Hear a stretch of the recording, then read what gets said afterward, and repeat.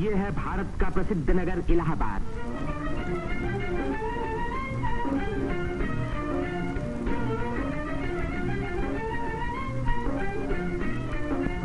यहीं पहल उत्तर प्रदेश में एक विश्वविद्यालय की स्थापना हुई। इसी वजह से ये नगर उत्तर प्रदेश की शिक्षा और सभ्यता का केंद्र माना जाता है। पंडित मदन मोहन मालवीय, पंडित गोविंद वल्लभ पंत और अनेक प्रतिभाशाली व्यक्ति इसी विश्वविद्यालय की देन हैं, जिन पर आज देश को गर्व है। ये है हमारे प्रधानमंत्री पंडित जवाहरलाल नेहरू का निवास स्थान, आनंद भवन। भारतीय राजनीति का ये एक प्रमुख केंद्र रहा है।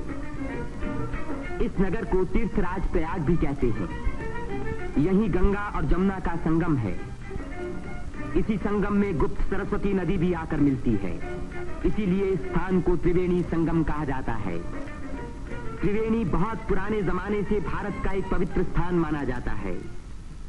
सृष्टि की रचना की शक्ति प्राप्त करने के लिए यहाँ ब्रह्मा ने यज्ञ और तपस्या की। लक्ष्मी की प्राप्ति के लिए विष्णु ने भी यहीं तपस्या की।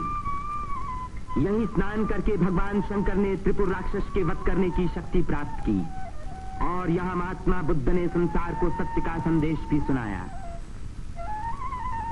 समुद्र मंथन के बाद जयंत के अमृत का घड़ा लेकर जाते समय एक अमृत कण छलक कर यहाँ गिरा और तभी से इस स्थान पर कुंभ मेले का महान पर्व आरंभ हुआ। इस वर्ष भारत का सबसे बड़ा कुंभ मेला इसी स्थान पर हुआ। इस मेले में लगभग 1 करोड़ व्यक्ति त्रिवेणी में स्नान करने के लिए आए। सदियों की गुलामी के बाद स्वतंत्र भारत का ये पहला कुंभ मेला था। त्रिवेणी में स्नान करके तन, मन और आत्मा को शुद्ध करने के लिए ही यात्रियां आते हैं। योगी और सन्यासी, गरीब और अमीर सभी प्रकार के लोग यहाँ इकट्ठे होते हैं।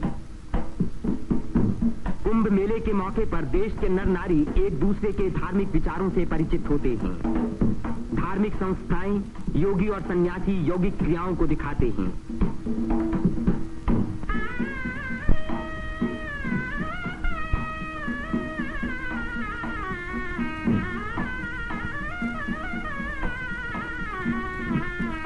धार्मिक विचारों पर तर्क वितर्क होते हैं और देश के गौरवपूर्ण प्राचीन रहस्यों का उद्घाटन होता है।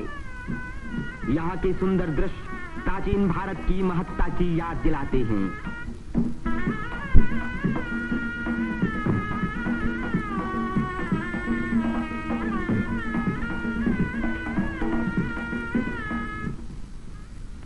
मेले के धार्मिक रूप के अलावा उसके दूसरे दृश्यों में सुंदरता और स्वतंत्रता का रंग चमक रहा था। रंग बिरंगी चूड़ियां, देवी देवताओं की मनमोहिनी मूर्तियां,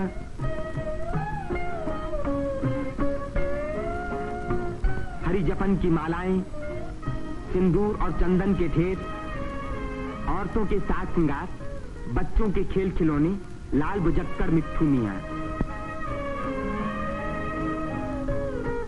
तीर्थयात्रियों की सुविधा और सुरक्षा के लिए और स्वतंत्र भारत के इस महान पर्व को सफल बनाने के लिए उत्तर प्रदेश सरकार ने अपनी ओर से कोई कसर उठा न रखी।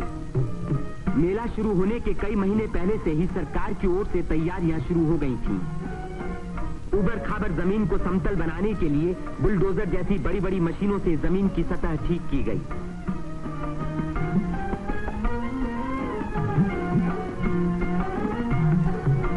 गंगा जी ने अपना किनारा 15 से 30 फुट गहरा काट दिया था, जिसके कारण यहाँ स्नान करना असंभव था। बुलडोजरों ने इन किनारों को सपाट बनाया, जिससे तीर्थयात्री यहाँ सकुशल स्नान कर सके।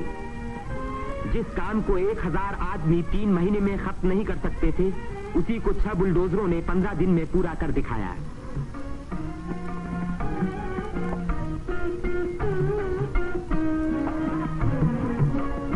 फौजी इंजीनियरों ने सड़कों पर बिछी रेलवे लाइनों के ऊपर पुल बनाने में बड़ी मदद की।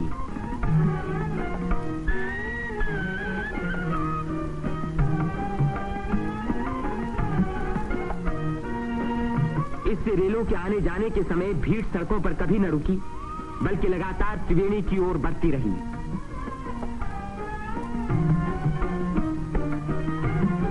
जगह की कमी के कारण ज्यादा लोगों के रहने का इंतजाम गंगा के पूर्वी तट पर झूसी की ओर किया गया। वहां से शेष मेले तक आने के लिए भारतीय सैनिकों और उत्तर प्रदेश सरकार के सार्वजनिक निर्माण विभाग ने पीपों के 6 पुल बनाए। कुंभ मेले के इतिहास में यह पहला मौका था जबकि यहां बिजली लगी। 1000 बिजली के खंभे लगाए गए, जिनके लिए 160 मील से अधिक लंबी तार लाइन इस्तेमाल हुई। उत्तर प्रदेश के स्वास्थ्य विभाग ने यहां सफाई का बड़ा अच्छा बंदोबस्त किया। चारों तरफ मशीनों से लगभग 250 मन डीडीटी का भारी छिड़काव किया, जिसके कारण मेले में मच्छरों व मक्खियों का नामो निशान बाकी न रहा। मेले के आरंभ से ही सरकार ने हैजे के टीके लगवाने का प्रबंध किया। यात्रियों को सलाह दी गई कि वे मेला क्षेत्र में आने से पहले टीके लगवा लें। कदाचित इसी व्यवस्था के कारण मेले के मौके पर कोई भी रोग नहीं फैला। इतनी भारी भीड़ भाड़ के मौके पर आमतौर से दुर्घटनाएं हो जाया करती हैं। इन दुर्घटनाओं का सामना करने के लिए उत्तर प्रदेश सरकार ने चिकित्सा एवं स्वास्थ्य विभाग की एम्बुलेंस गाड़ियों से घायल और बीमार यात्रियों को तुरंत अस्पताल पहुंचाने का पूरा प्रबंध किया। 9 अस्थायी अस्पताल डेरों में खोले गए, जिनमें 228 रोगियों को रखने का इंतजाम था।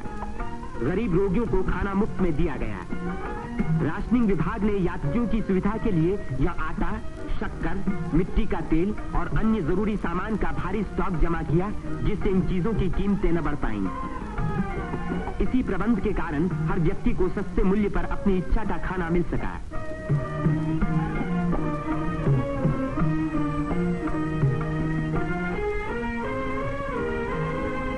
सेवा समिति, अग्रवाल समिति और भारत स्काउट्स एंड गाइड्स जैसी स्वयंसेवक संस्थाओं ने यात्रियों के मार्ग निर्देशन, उनकी सुरक्षा और घायलों का प्राथमिक उपचार किया। पुलिस यात्रियों के संचालन का कार्य करती रही। आने जाने के लिए अलग रास्ते रखे गए।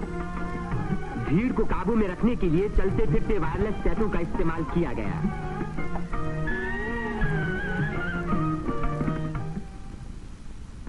भूले भटके लोगों को खोज निकालने और उनको उनके घर वालों तक पहुंचाने का खास इंतजाम किया गया।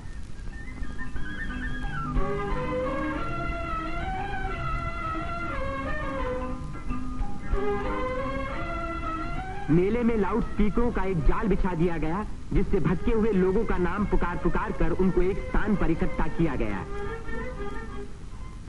मेले के आरंभ होते ही उत्तर प्रदेश के मुख्यमंत्री पंडित गोविंद वल्लभ पंत ने मेले के बंदोबस्त का मुआयना किया। इस तीर्थ स्थान पर जमा हुए लाखों मेहमानों के सुख सुविधा की उन्हें बड़ी चिंता थी।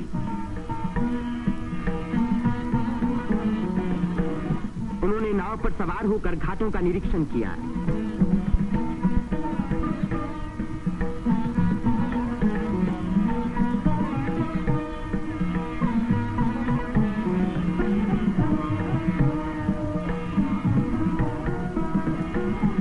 उन्होंने पीपे के पुलों को भी देखा।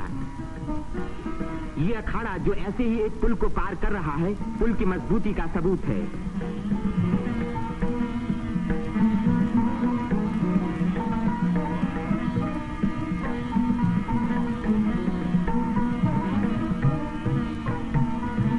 हमारे प्रधानमंत्री पंडित जवाहरलाल नेहरू ने भी मेले के इंतजाम का निरीक्षण किया। वे सड़कों पर घूमे और पुलों पर भी गए।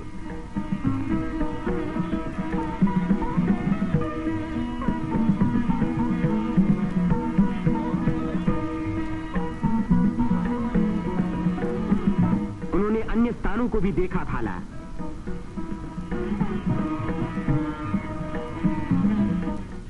भारत के अन्य लाखों व्यक्तियों की भांति हमारे राष्ट्रपति श्री राजेंद्र प्रसाद ने भी त्रिवेणी में स्नान किया। इस दिन अपार जन समूह यहां इकट्ठा था।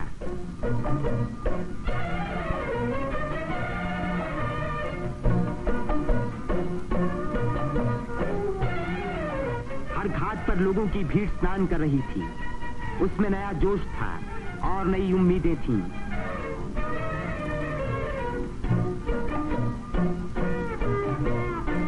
ये दृश्य जाहिर कर रहा था कि इस भीड़ की महान रचनात्मक शक्ति के कारण देश का भविष्य उज्जवल है। उसकी इसी शक्ति के कारण हमारी उन्नति के बड़े से बड़े कार्य अवश्य सफल होंगे। जिस स्थान पर मनुष्य और देवताओं ने यज्ञ किए और भविष्य का संकल्प किया, उसी स्थान पर इन नर नारियों ने आज भारत को फिर से बलवान और सुखी बनाने की प्रतिज्ञा की और भारत की स्वतंत्रता को अमर रखने के लिए अपने शरीर में एक नए प्राण को जन्म दिया।